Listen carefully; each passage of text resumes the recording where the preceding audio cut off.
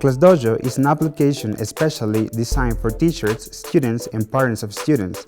Its main functionality is to report or follow up to parents about the behavior and grades of students in the school in a simple and attractive way. This allows the parents to be aware of the academic and disciplined behavior of their child.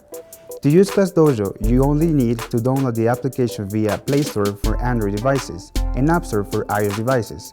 When you log in, you must register. It will give you some options to register. In this case, choose Teacher. It will ask your name, mail, and a password. Once the session has started, the user will have the option to create the classes that want to register in the application. Creating a class will ask you the name of the institution. You can choose class icon, class name, and grade, then you can add each student of the class. For parents to authorize the use of data and interactivity of students with the app, this allows you to generate invitations along with the authorization format so that parents receive instructions to enter with their code and the students with their respective code. It should also return the lower part of the document that will be the authorization for the teacher to have support from the parents. Then you can establish the good behaviors that you can rate with positive points and bad behaviors with negative points. The application also allows the teacher to keep attendance and late arrivals.